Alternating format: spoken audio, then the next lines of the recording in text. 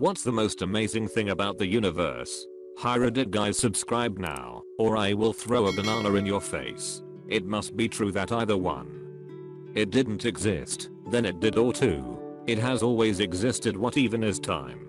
The space in which space can change. The space of space. Take the 13.8 billion year lifetime of the universe and map it onto a single year, so that the Big Bang takes place on January 1st at midnight, and the current time is mapped to December 31st at midnight. On this timeline, anatomically modern humans don't show up until about 11:52 p.m. on December 31st, and all of recorded history takes place during the last 10 seconds. This concept is called the cosmic calendar, popularized by Carl Sagan. Edit. Changed from humans don't show up until about 10:30 p.m. on December 31st to the more accurate anatomically modern humans don't show up until about 11:52 p.m. on December 31st. I love comparisons like that. Matter, when subjected to enough energy and time, becomes sentient and ponders its own existence. Like a really fat diamond. Honestly, why even buy a diamond if it can't live an existential nightmare as you look on an ever-growing uneasiness, knowing even though you try to push the thoughts away, that one day you too will fade from existence and from memory until there's no one left to remember you. Thank goodness, I don't want the stupid stuff I did in middle school to be remembered forever. Existentialist diamond. That it created self-aware entities that think about it. Given enough time, hydrogen gives itself a name. Given enough time, hydrogen atoms will start to masturbate. Given enough time, hydrogen atoms will draw Beganim titties. Given enough time, hydrogen atoms will be Beganim titties. Wow, we live in a universe. Bottom quark. Baryons rise up. Why won't bitch ass oxygen Veronica form with me and my gamma friend to form cutie water babies? That it doesn't exist to be observed. In fact, under different circumstances, all of its trillions of stars and planets and oceans and moons and mountains could exist for billions of years without ever being observed by anyone. Edit. Typo, they might very well have existed for 14 billion years before consciousness was a thing here. But not 15 billion. Never 15 billion. Just you wait. Alexander Hamilton. How young it is. People look at the universe being 13.7 billion years old and say that is ancient. That is nothing. Stars will continue to form for another 100 trillion years. Even after that, stellar remnants will exist for quadrillions of years. Black holes will still produce energy that can be used by intelligent civilizations for 10,100 years. Keep in mind, if biological life doesn't destroy itself, we will just keep getting more and more knowledge. It's probably a safe bet that within 500 years, which is nothing on universal timescales, we will be an interstellar species that has long ago transcended biology. There is no telling what our descendants will do for the remaining life of the universe. The 4 to 5 billion years of biological evolution of life on Earth will be looked at as an embryonic stage for endless quintillions of years of real life to begin post-biology. They will view the universe as their oyster, a place of infinite possibilities, while we are still just spending our days trying not to die and trying to avoid being punished by our brains with pain. Black holes will still produce energy that can be used by intelligent civilizations for 10,100 years. The thing that freaks me out is that no matter how far off a point you imagine in the future, that moment will eventually be now.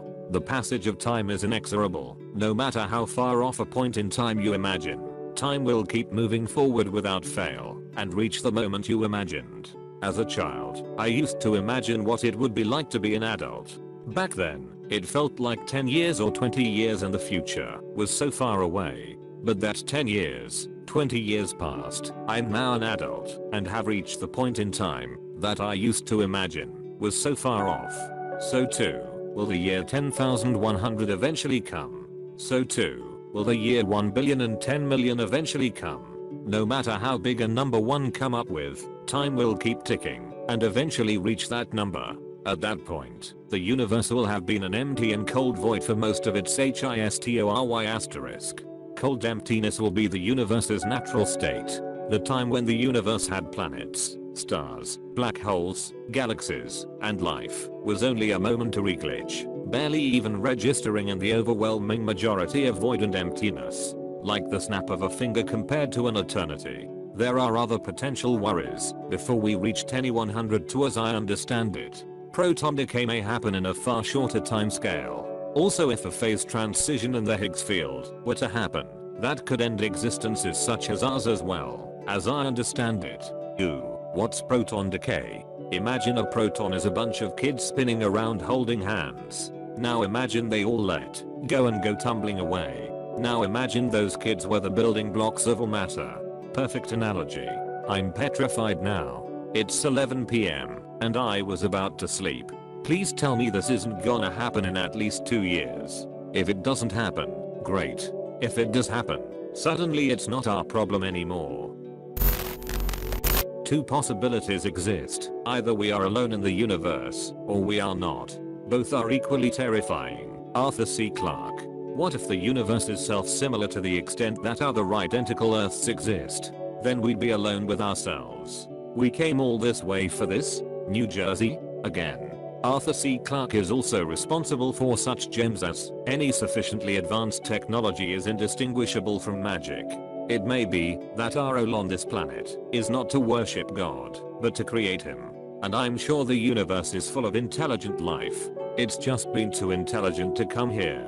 Arthur C. Clarke is a brilliant man and a prodigy of an author, and his books are right up the alley of anyone who clicked on this thread out of a curious love for the universe. I highly recommend any and all of his books and short stories.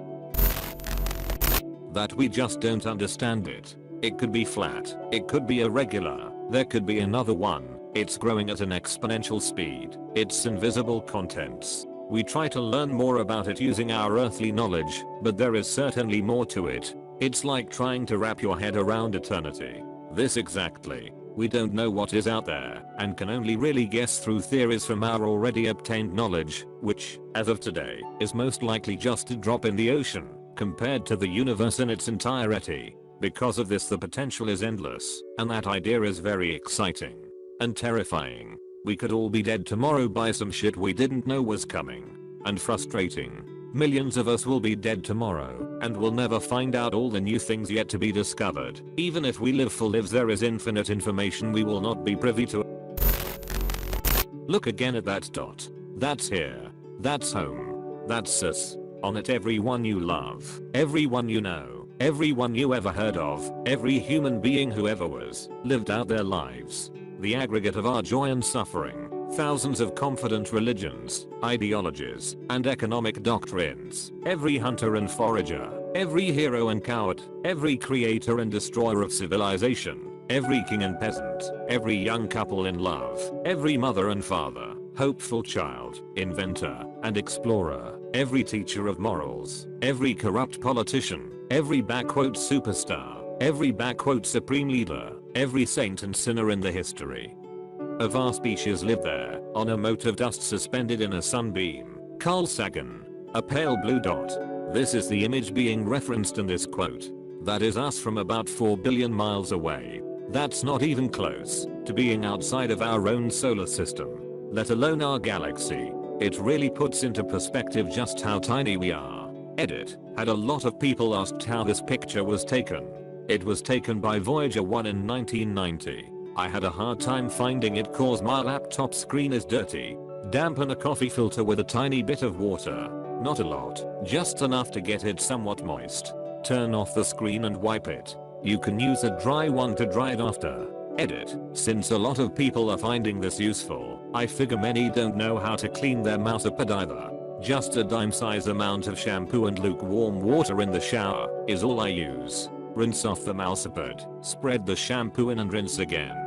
I wipe from the middle out to the side while rinsing to avoid build-up in the middle. After that, you can leave it in the sun for 20-30 minutes and it should be dry. If not, leave it longer till it is. Avoid using a dryer if possible because it can mess up the mousepad, but if you do use a dryer, then throw a few towels in with it.